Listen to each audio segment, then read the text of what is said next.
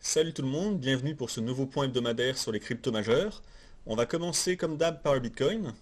Donc par rapport à ce qu'on a vu la semaine dernière, la semaine dernière on n'avait pas de plan précis pour le Bitcoin parce qu'on était vraiment au milieu de nulle part.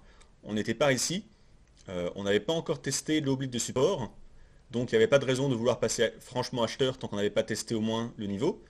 Et il n'y avait pas vraiment de résistance non plus à la hausse pour empêcher les cours de monter. Donc on n'avait pas vraiment de plan précis, on était plutôt neutre.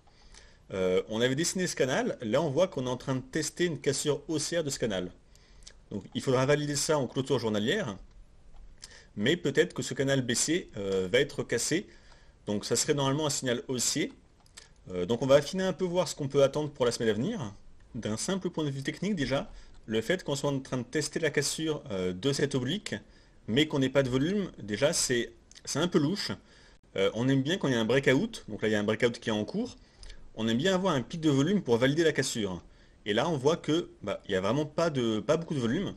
Donc peut-être qu'en fin de journée ça va changer, mais pour l'instant il n'y a pas beaucoup de volume. Donc quand il n'y a pas de volume, il faut toujours être un peu suspicieux par rapport aux cassures, parce qu'il y a énormément de fausses cassures. On va voir ce qu'on peut regarder d'autre dans les faits objectifs pour analyser. Si on trace un Fibo avec cette vague de baisse, on a retracé simplement 23% pour l'instant. Et on peut également tracer un Fibo avec le niveau de baisse intermédiaire à partir de là. Et dans ce cas-là, on serait entre le 38 et le 50 ici. Donc là, il y a quand même une zone où il y a pas mal de Fibo. Donc c'est une zone assez résistante. Maintenant qu'on a vu ça, bon, on va enlever le Fibo mineur pour vraiment garder que la plus grande vague de baisse. Plus vous prenez des grandes vagues de baisse majeures, des principales, plus les niveaux sont respectés en général. Les Fibos marchent également sur les phases de baisse intermédiaires comme celle-ci, mais elles ont moins de poids que les grandes phases de baisse comme celle-ci. Donc pour ne pas surcharger le graphique, on va juste prendre ce Fibo principal où on voit qu'on teste les 23%. Donc pour l'instant, on voit que on a juste corrigé 23% de hausse. Donc c'est pas franchement une tendance vraiment haussière pour l'instant. Il faudrait vraiment qu'on dépasse ce Fibo 23 pour potentiellement aller chercher le Fibo suivant à 38 après. Donc là, c'est vraiment pas fait pour l'instant et je vous dis, on n'a pas de volume. D'un point de vue fondamental, ou du moins d'un point de vue logique, on n'a toujours pas testé le bas d'oblique ici. Donc c'est quand même étrange qu'on ait fait tout ce mouvement de baisse pour s'arrêter à quelques centaines de points du support de poids. Donc il y a quand même une bonne chance qu'on retourne tester ce support, mais il faut bien distinguer ce qu'on voudrait, nous, donc qu'on reteste le support, et ce que les cours font. C'est les cours qui ont raison, même si moi je pense personnellement qu'on va retourner tester le support à terme. Pour l'instant, les cours nous montrent qu'il y a une phase de hausse. Donc en étant objectif, on va essayer d'analyser cette phase de hausse, voir jusqu'où ça pourrait nous mener si jamais on cassait ce Fibo à la hausse. Donc on va regarder un peu les indicateurs.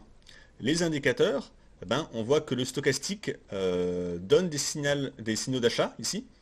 Donc là, on a le croisement dans la zone de survente. Normalement, en théorie, c'est un signal d'achat.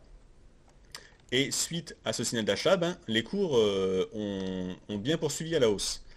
Et on voit que pour l'instant, il y a encore de la marge. Si l'indicateur devait repasser, continuer à monter jusqu'à arriver en zone de surachat à 80 ici, ça laisse quand même de la marge pour monter. L'autre point intéressant que je voulais vous montrer, donc je vais enlever le stochastique, c'est l'ADX. On a ici l'ADX, donc c'est la ligne en noir. Je vous avais déjà montré il y a assez longtemps, je crois, l'indicateur. Cette ligne en noir, c'est une ligne qui va mesurer en fait la force des tendances. C'est le même créateur que le RSI pour l'indicateur, et la façon dont il s'en servait, il disait que quand cette ligne en noir qui montre la force de la tendance dépasse ici le niveau 30, alors le niveau ça dépend du marché où on est.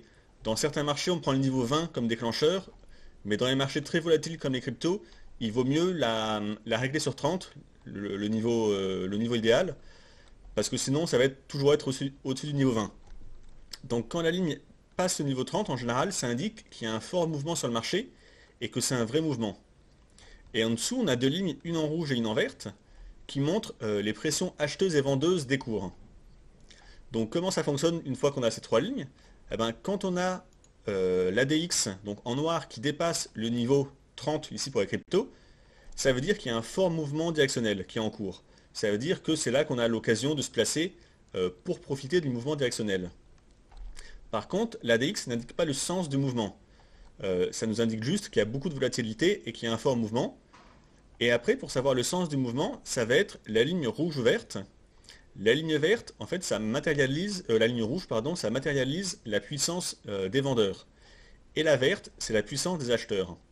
Donc quand la ligne rouge est au-dessus de la verte, ça veut dire que c'est les vendeurs qui ont la main. Donc par ici, si on prend cet exemple, ici on a dépassé le niveau 30 avec la DX, ça veut dire qu'on a un fort mouvement en cours, donc une forte tendance, et à ce moment-là, eh ben, ceux qui avaient la main, c'était la ligne rouge parce qu'elle est plus haute que la verte. Ça veut dire que c'est les vendeurs qui avaient la main. Et donc, à ce niveau-là sur les prix, eh ben, ça pouvait dire en théorie qu'on pouvait initier une vente parce qu'on avait une forte tendance vendeuse en cours et que l'ADX commençait à se réveiller. Donc après on a eu un mouvement de baisse. Donc là l'ADX continue à monter parce que le mouvement est très puissant. Ensuite l'ADX se rendort en quelque sorte, repasse sous le niveau 30 et redescend assez bas. Ici l'ADX repasse au-dessus du niveau 30, donc c'est à ce niveau-là. Donc ça veut dire qu'il y a une tendance qui se réenclenche. Et on voit qu'à ce moment-là, eh ben, les vendeurs avaient encore la main parce que la ligne rouge était très au-dessus de la ligne verte. Donc là, c'était un niveau pour vendre éventuellement ici, pour profiter du petit mouvement de baisse qui a suivi. Ensuite, ici, on voit que cette phase de hausse, elle ne nous intéressait pas vraiment, enfin en tout cas selon la DX, parce que ben, on était dans la zone sous les 30, donc c'était pas un fort mouvement pour la DX. Et ici, je vous parle de la DX parce que là, en ce moment, on est en train de dépasser le niveau 30, donc là, peut-être qu'on va avoir une forte tendance qui va pouvoir redémarrer. Par contre, on n'a pas vraiment de signaux par rapport à la ligne rouge et verte, parce que vous voyez, contrairement aux exemples avant où la ligne rouge était bien au-dessus de la verte à chaque fois qu'on dépassait, eh ben, ici, la ligne rouge est en train de se contracter pour se rapprocher de la verte, et la verte est en train de monter. Ça veut dire que les acheteurs sont en train de reprendre un peu du poil de la bête. En théorie, on estime que le niveau neutre, c'est quand les deux lignes sont au même niveau ici, la rouge et la verte. Là, on est totalement neutre. Et quand il y a un croisement de la rouge au-dessus de la verte, c'est que les vendeurs ont pris la main.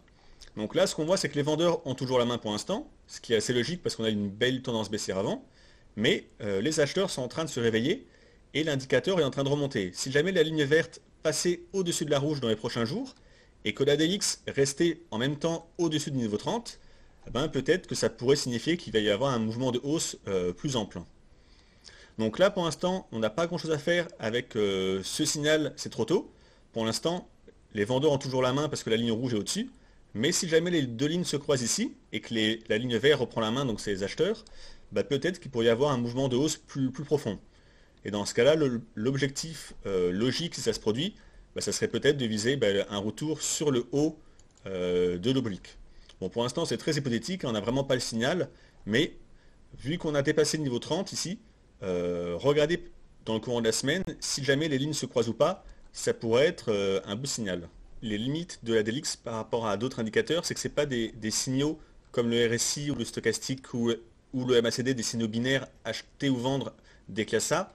Là, il faut un peu analyser et il faut vraiment voir bah, le dépassement du niveau 30 avec les forces vendeurs et acheteurs en présence, qui va gagner le duel. Si ça repartait à la baisse sous le FIBO 23% ici, eh ben, peut-être que la DX ici donc, serait toujours au-dessus du niveau 30, mais que la ligne rouge repartirait à la hausse, et dans ce cas-là, ça voudrait dire que le fort mouvement, ça va être un mouvement vendeur à venir. Donc ça pourrait peut-être initier le mouvement à la baisse. Donc là, c'est pour ça que je vous dis, on n'a pas vraiment de signal sur ces niveaux par rapport à ce qu'on a, parce que les lignes se rétractent, mais il faut regarder dans les prochains jours les prémices d'un fort mouvement à la hausse ou à la baisse. Ça pourrait permettre peut-être d'avoir un vrai mouvement qui se prolongerait un peu plus. La semaine dernière, on avait également analysé avec Ishimoku, donc on va remettre le graphique Ishimoku. On va juste retracer l'oblique qu'on avait ici, qui est en train d'être testé pour une cassure haussière. Donc si jamais la cassure haussière est validée, bah, l'objectif pour ceux qui veulent jouer la hausse, ça serait logiquement un retour sous le Kumo, donc à 8200. On voit en plus que le Kumo est à plat, donc la SSB, la ligne basse du Kumo dans ce sens, est à plat, donc c'est un niveau de résistance assez fort. Donc ça peut être un objectif pour la hausse. On voit également que ici Chikou a buté sur le nuage une fois, reparti à la baisse, et là on a pénétré dans le nuage à la hausse. Donc ça veut dire qu'il y a quand même une certaine force des acheteurs sur le marché, parce que en général, la Chikou est repoussée par le nuage. Donc là, elle a été repoussée un peu avant de retourner finalement dedans. Donc maintenant, elle peut monter assez librement, une fois qu'elle est à l'intérieur, et du coup, il n'y aurait pas énormément de résistance si les cours devaient continuer à monter. La Chikou pourrait monter librement. Le dernier petit rempart ici, c'est vraiment le Fibo 23%, et si jamais on le casse, il y a des grandes chances de tester le bas du Kumo, qui correspond également au Fibo 38% de cette vague de baisse. Donc ça peut être l'objectif à la hausse. Cela dit, on est vraiment entre deux eaux. Tant qu'on n'a pas testé le support bas ici, j'ai du mal à vouloir prendre des achats sur le Bitcoin. Dans un triangle, les cours font des oscillations de haut en bas. Là, on a testé le point haut. Normalement, on devrait tester le point bas en objectif. Ou du moins, on devrait l'avoir en ligne de mire. Là, on ne l'a pas encore testé. Donc, c'est difficile de vouloir envisager des achats. Donc, ça peut se faire si on a une bonne conviction. Mais ça reste difficile, je pense, de viser le haut de l'oblique tant qu'on n'a pas au moins testé le bas. Donc peut-être qu'on va tester le Kumo et qu'après ça va repartir à la baisse. Ça, je ne peux pas vous dire, on ne sait pas, on n'est pas devin. Tout ce qu'on peut faire, c'est vraiment suivre les signaux. Donc là, on a un signal qui a une bonne force acheteuse parce qu'on est en train de faire un breakout haussier. Donc s'il y a une bonne puissance acheteuse, eh ben, peut-être qu'on irait tester le Kumo. Essayer de voir plus loin et voir ce qui peut se passer après ça, c'est relativement compliqué ou en tout cas pas pertinent parce qu'on n'a pas cette carte en main pour avoir vraiment des idées très, très précises des prochains scénarios. Pour résumer, pour moi, le plan pour l'instant sur Bitcoin, c'est plutôt la neutralité parce qu'on a vraiment cette zone en résistance, on a l'oblique ici en support et vous voyez là on est vraiment au milieu de la résistance et du support. Donc jouer entre les deux, il n'y a pas grand chose à faire, il n'y a pas beaucoup de points à prendre à la hausse ou à la baisse, et avec les faux mouvements qu'il peut y avoir entre ces deux zones, on a des bonnes chances de se faire sortir, à moins d'avoir un stop vraiment très très loin, qui coûterait très cher en cas de s'il était déclenché. Donc en termes de gestion du risque et de money management, c'est pas très intéressant sur le niveau actuel ce qu'on a. On va regarder le Litecoin. Là c'est ce qu'on avait vu la semaine dernière. Donc on avait vu cette figure harmonique, un shark, et on avait vu qu'on avait deux mesures différentes pour le shark. Donc je vous remonte rapidement le graphique. Un shark, à la fin, le point D, soit il est à 88,6, soit à 1,13. Le plan que j'avais privilégié la semaine dernière, c'était d'attendre le shark à 1,13, donc ici. Mais là, on voit que c'est en train de rebondir. Donc là, il y avait le shark 88,6. Dans tous les cas, on n'a pas atteint le 1,13 et c'est en train de rebondir. Donc on va mettre le plan à jour. Le plus simple, ça va être de faire le ménage complet sur le graphique et de retravailler avec un graphique vraiment vierge. Donc on a toujours la zone de résistance qui était déjà à l'écran ici. Donc c'est ce point bas et ce point bas. Et là on voit que dans cette zone, ça rebondit assez vite. Donc je m'attendais vraiment à une mèche basse, moi, comme on a eu auparavant. Il n'y a pas eu. Donc on a cette zone de support qui est maintenant assez claire. Et en zone de résistance, le plus logique, c'est simplement le point haut le plus proche. Donc c'est ce point haut à 185. Donc on voit que c'est quand même un point haut qui est relativement loin, mais c'est l'objectif, s'il y a un changement de tendance, il n'y a pas de grosse résistance avant ce niveau. Mais malgré tout, je reste assez sceptique par rapport à cette hausse, d'une part parce qu'on n'a aucun volume, vraiment, ici on voit que le volume est ridiculement bas, donc j'ai l'impression qu'il n'y a pas vraiment beaucoup de monde dans le marché qui est intéressé par cette hausse, et en plus, le rebond qu'on a fait ici, c'est quand même assez étrange. On a touché simplement une fois la zone, donc la zone en gris ici, avec une bougie rouge, et c'est reparti directement à la hausse. Alors que la zone, la dernière fois qu'on l'a touché, on a stagné dessus pendant une dizaine, voire une quinzaine de périodes. Donc ça me paraît quand même assez étrange que ça rebondisse du premier coup comme ça. Donc j'aimerais bien qu'on refasse un retest de cette zone, comme la semaine dernière, en fait, avec une mèche basse, idéalement, pour retenter des achats. Parce que là, je suis assez méfiant par rapport à cette hausse. Mais, d'un point de vue technique, on voit que ça rebondit pour l'instant. Donc on va quand même chercher d'autres niveaux intéressants pour voir où ça pourrait rebondir. Parce que dans tous les cas, il faut toujours différencier le plan qu'on a, les convictions qu'on peut avoir. Donc moi, je pense qu'on va retourner tester la zone. Mais pour l'instant, les cours ne me donnent pas raison et les cours continuent à monter. Donc faut pas s'en tenir à son plan, faut essayer d'être objectif. Donc si ça continue à monter, qu'est-ce qu'on aurait comme niveau deux résistances qui pourraient bloquer la remontée des cours. Là, j'ai simplement tracé un Fibo, donc on aurait le classique Fibo à 38% de retracement haussier qui devrait faire un peu résistance. Et si on dézoome un peu le graphique, alors on peut voir, c'est un peu le souci, c'est qu'on a beaucoup de sommets ici, mais il n'y en a aucun qui est vraiment parfait pour tracer des obliques. On a plusieurs choix possibles selon les sommets qu'on veut prendre. Du coup, ça simplifie pas la chose parce que on ne sait pas quel sommet on doit prendre pour tracer des obliques.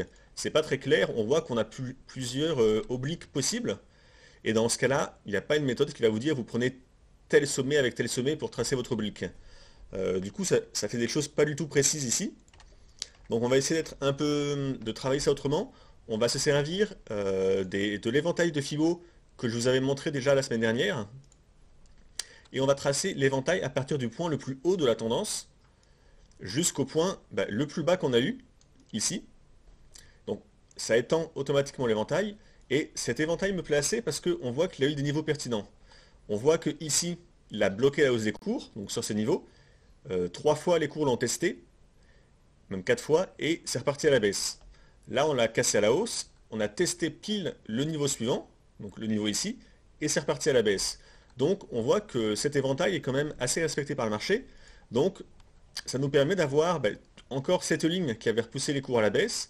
On voit qu'elle n'est pas très très loin des cours si on devait continuer à monter. Donc là on peut se dire que si les cours continuent à monter, si on arrive à avoir à la fois cette ligne qui va coïncider peut-être, donc là je dis bien peut-être, ça sera à voir avec le temps, peut-être avec le Fibo 38, là ça serait une grosse zone de résistance et peut-être qu'on aurait un retour de la baisse avec un nouveau test de la forte zone horizontale de résistance. Donc voilà, ça c'est pour le plan, pour tenter de se placer à long terme. J'aimerais bien une correction baissière et un retest vraiment de ce cadre en gris parce que j'aime vraiment pas ce rebond sans volume et ce rebond du premier coup, ça me paraît un peu trop bizarre.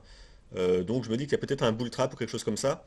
Donc j'aimerais vraiment qu'on reteste plus profondément ce niveau, voire qu'on stagne un peu comme ici, qu'il y ait une phase d'accumulation avant que ça puisse repartir vraiment à la hausse sur des basses scènes avec du volume. Sur l'Ethereum, la semaine dernière, on avait vu cette épaule tête épaule ici, donc l'épaule, la tête et l'épaule. On avait vu ce schéma d'épaule tête épaule, donc c'est une épaule tête épaule inclinée avec une ligne de cou qui est inclinée, et on a un objectif, donc la taille de la tête. Donc ça ferait cet objectif qu'on avait en rouge, donc je remonte juste le calcul de l'objectif, c'est la taille de la tête par rapport à la ligne de cou qu'on a reporté ici en fait à la cassure. Donc on n'a pas encore atteint l'objectif de l'ETE, et là on voit qu'on a un mouvement de hausse, mais qui est toujours canalisé à l'intérieur de ce canal qu'on avait vu. Donc pour l'instant, c'est plutôt toujours baissier, on a fait des oscillations à l'intérieur du canal en rouge, là on teste le haut. Par contre si on cassait en clôture journalière, parce que là on est en graphique journalier, si on cassait peut-être cette oblique, peut-être que ça sera un signal de poursuite haussière. Et dans ce cas-là, la hausse pourrait en théorie se poursuivre jusqu'à revenir sous cette ligne en noir, donc qui est la ligne de coup de l'ETE. Et vous voyez sur les graphiques qu'on avait vu, c'est noté qu'on a souvent un pullback. Donc là peut-être que ça serait le pullback de l'épaule tête épaule. Et après, peut-être que ça pourrait repartir à la baisse pour cette fois jouer l'objectif baissier de l'épaule tête épaule. Donc là, c'est du plan qui est un peu à long terme parce qu'on est en journalier. Donc il faut déjà voir si en clôture journalière, on va casser ou pas cette ligne de tendance. Si on l'a cassée, je pense qu'il y a des bonnes chances qu'on revienne tester la ligne de coup. Donc on fasse le pullback théorique. Et après, si on teste la ligne de coup, peut-être, il faudra voir donc si ça repart à la baisse, on pourrait essayer de viser, à la limite, si on veut vendre, essayer de viser l'objectif théorique à 442 de la figure. Pour l'instant, quand on regarde le schéma théorique, on est vraiment dans ce qui se passe en théorie. La ligne de coup est cassée, on peut faire un pullback et ça a des chances de repartir à la baisse. Donc voilà, si on casse en clôture cette oblique en rouge, il y a des bonnes chances qu'on fasse le pullback.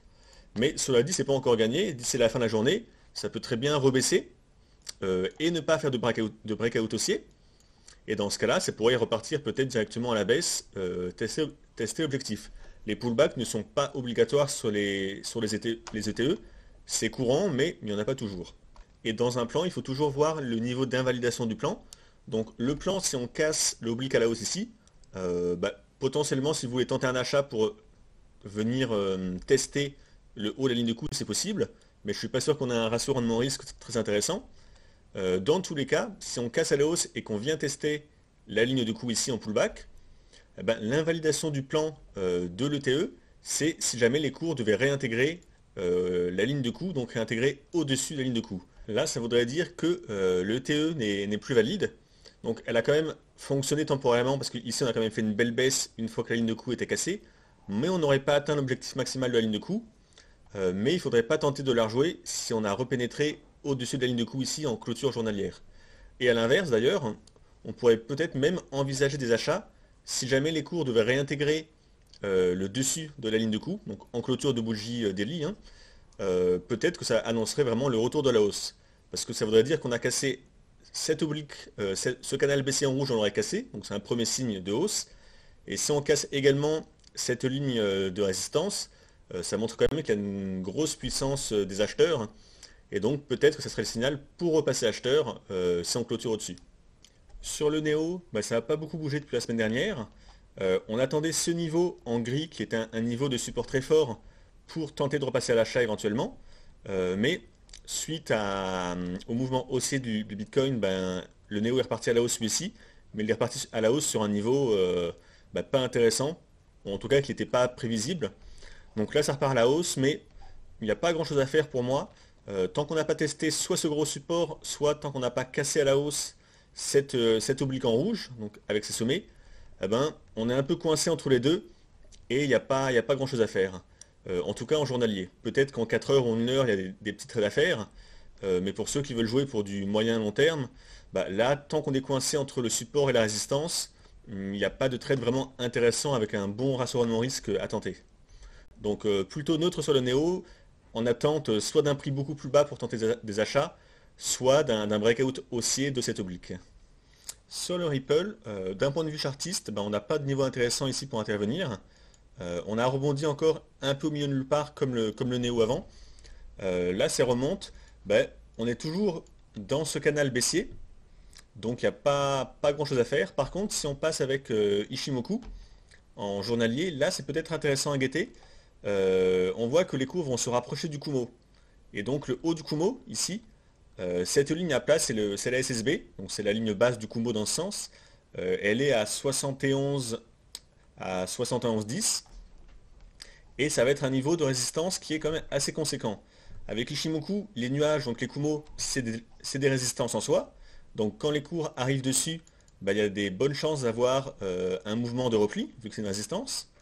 Et en plus que les Kumo soient des résistances ou des supports dans l'autre sens, quand on a des lignes comme ça, des SSB à plat très longtemps, c'est des résistances qui sont amplifiées.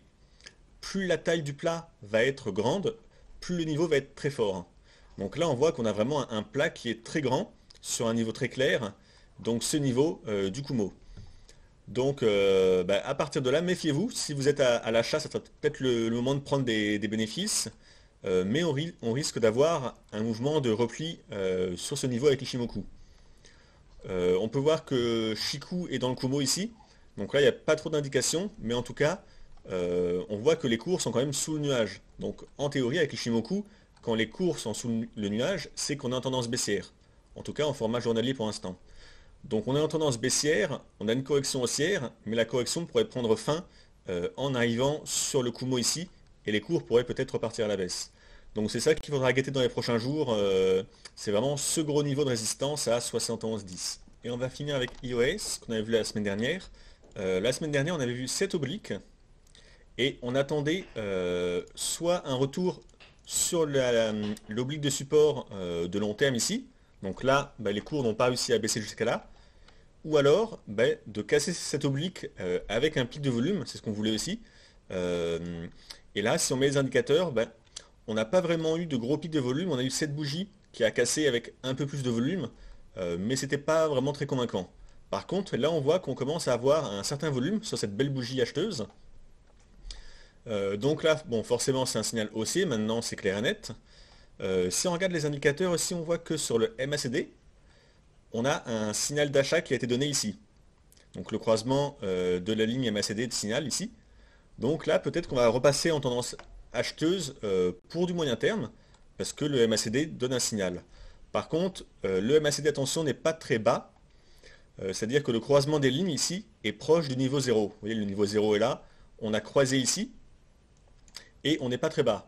En général, j'avais déjà dit, le MACD vous donne les meilleurs signaux quand il est vraiment très très haut, comme là on avait un super signal de vente parce qu'il était très haut sur son échelle.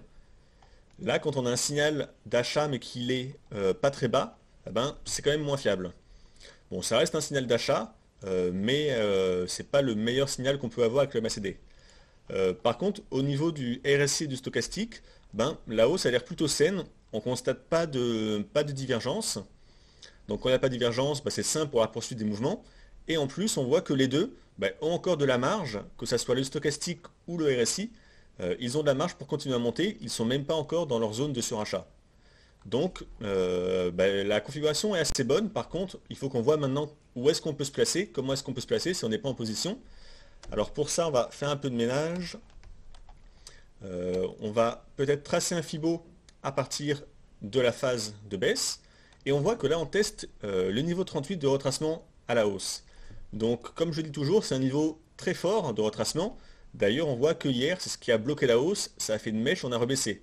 Aujourd'hui, on le reteste. Petite mèche au-dessus. Pour l'instant, on ne l'a pas passé. Donc, il ne faut pas exclure que les cours repartent à la baisse. Mais dans tous les cas, on ne peut pas acheter maintenant parce qu'on ne va pas acheter sous résistance. Ça n'a pas de sens, c'est mauvais en termes de gestion du risque. Acheter sous résistance, c'est vraiment pas un bon plan. Donc là, il faut attendre soit qu'on casse la résistance à la hausse, donc on clôture au-dessus, soit que la résistance repousse les cours à la baisse, et dans ce cas-là, on pourrait tenter de se placer sur une correction baissière, et on aurait un meilleur prix pour entrer. Donc ce qu'on peut viser pour se replacer, ben, simplement, ça peut être 7 obliques de long terme si on revient dessus. Mais c'est quand même pas gagné parce que si on a fait une bougie impulsive comme ça, avec du volume, il n'y a quand même pas énormément de chances qu'on revienne plus bas ici, tester l'oblique. Donc ça serait le meilleur niveau, mais il y a peu de chances qu'on l'atteigne. On va passer en 4 heures pour trouver un peu plus de niveau, pour affiner un peu. En 4 heures, alors qu'est-ce qu'on pourrait tracer? On pourrait tracer un espèce de canal comme ça. Alors là, on avait peut-être ça ici. Bah, là, on aurait un canal baissier. Si on regarde les indicateurs, d'ailleurs, en 4 heures, vous voyez ici, on a cassé à la hausse le canal haussier. On l'a cassé avec cette bougie, et regardez, cette bougie avait un énorme pic de volume. Donc là, comme je vous dis toujours, quand vous avez des niveaux chartistes clairs, donc des obliques ou des canaux, quand c'est cassé, quand il y a un breakout haussier ou baissier avec un pic de volume sur la cassure, c'est toujours un très bon signe pour la poursuite de la tendance. Donc là, on l'a cassé avec du volume. Donc là, potentiellement, c'était un bon point pour entrer. Donc si on n'est pas dedans maintenant, on voit qu'on est sous résistance ici, donc le Fibo 38. On voit qu'en 4 heures, les indicateurs RSI et stochastiques, eux, par contre, sont en surachat. Il y a même une petite divergence haussière sur le SI, donc très faible, mais quand même. Mais dans tous les cas, ils sont en surachat.